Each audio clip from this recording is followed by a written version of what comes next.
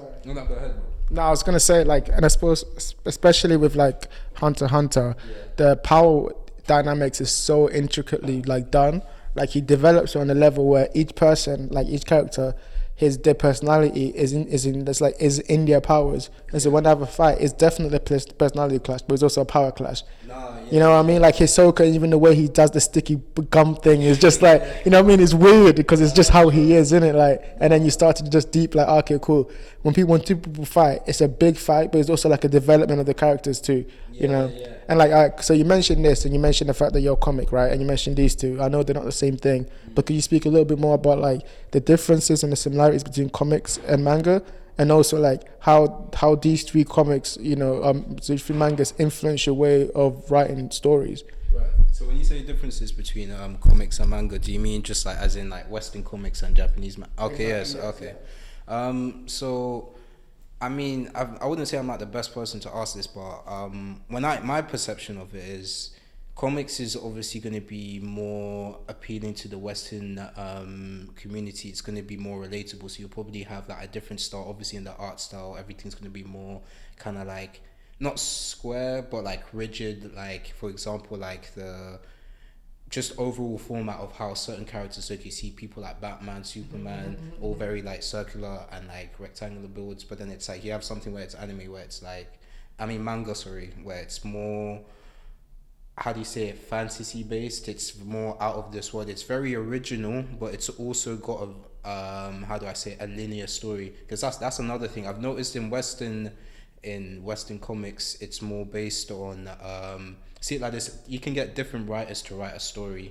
You can have 3 different people who writes a Spider-Man story and it's all in the same universe, while mangas are like written by one author, then he has his own team of illustrators and like other individuals who participate in the creation of the manga. So 100%, yeah, 100%. Yeah. So how does that, like, now that you realize that, how does that affect the way you come up with stories and stuff like that? So honestly, I kind of just, the way it affected me is that it kind of gave me, I kind of used both of the how do I say it, I used both of the formulas from manga and comics. With my one, it's like I made a story which is relatable to mainly the Western audience, but I tried to kind of add this fantasy trope where it's like obviously there's extra how do you say it, not like just like extraterrestrials and like different types of like other kind of ideas. mix the themes a bit. Yeah, Exactly. Yeah.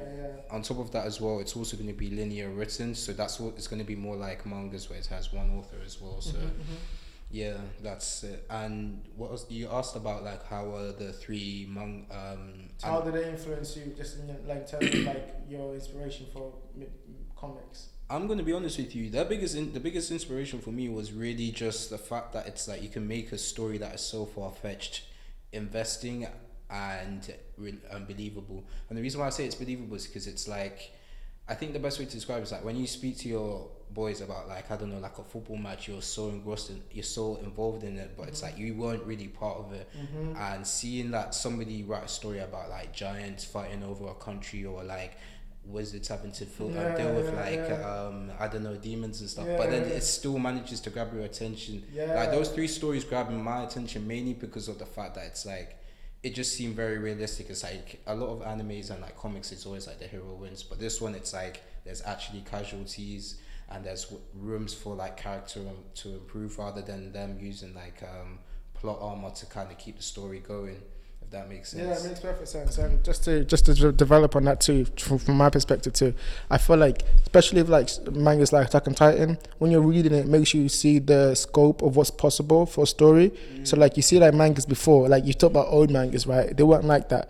They were more classic, more commercial. You see these Japanese kind of like commercial stories, but then as you get into like Attack on Titan and Hunter x Hunter, you see like them take a turn where they try to really stretch the medium.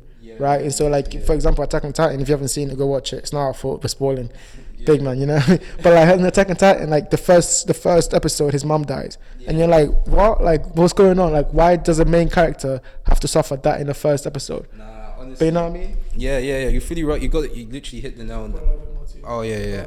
You literally hit the nail on the head because it's like that whole point with obviously him losing his mum as well. It's like it manages to grab your attention straight away. You're just like, how did these events lead up to this? And it's like you end up finding yourself already like 3 episodes in. There's more. Yeah, exactly. So it's like and that just kind of really made me really want to start writing. You know, I was always in my own head coming up with ideas, and then I thought.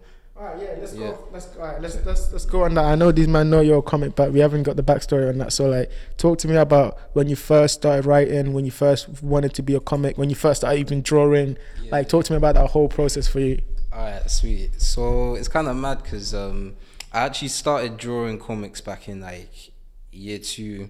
But like I didn't actually want to do it. Like I didn't even know I liked doing it like that. I just did it for banter with my one of my mates. We used to just play like bare Dragon Ball Z. So we like drew like our own like versions. It's like bare childish. Drew Goku and stuff. Yeah, you know, like Super Saiyan Goku and shit. But I remember like when I went to Nigeria back in year 7, like anime was such a big thing in the community, and like I said before, I just started getting put onto more anime, and then obviously in college it was like.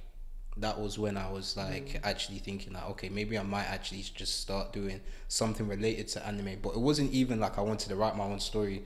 I actually wanted to do YouTube and make like dumb edits and stuff, and like, you know, like seen those edits, that shit is wild. The song behind it and the cuts. Yeah.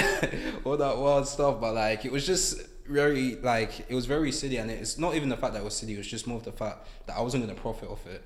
So I started drawing about that mullah, bro. Yeah, bro. Like, I had to make some sort of piece. True African, bro. Literally, no, you're right. Like my mom was telling me, it's like, how are you gonna be profiting off of all these silly? You know, it's funny. The accent came in at the end. Yeah. You have to put the accent in just for, but yeah, go on. No, literally for dramatic effect. No, it's like, bro. Oh yeah, my bad. Yeah. Alright. Sweet. So but what was I saying? You're saying about how like you started realizing you could make money off just drawing, so you wanted to actually do something. Yeah. So I just pretty much wanted to actually just try and profit off it, and like I said before, in college I came up with ideas, and I didn't actually believe I could do it, and it wasn't until second year in uni, like one of my boys saw one of my artworks which I was doing for fun. He was like, "Nah, you can actually just like sell your artwork." So. Do you remember your first idea that you had? My first idea, yeah, man, it was. Let's have it. This shit. The story, I know you're gonna be in. It's not even a treat. It's just bad childish, but so basically, I came up with this idea where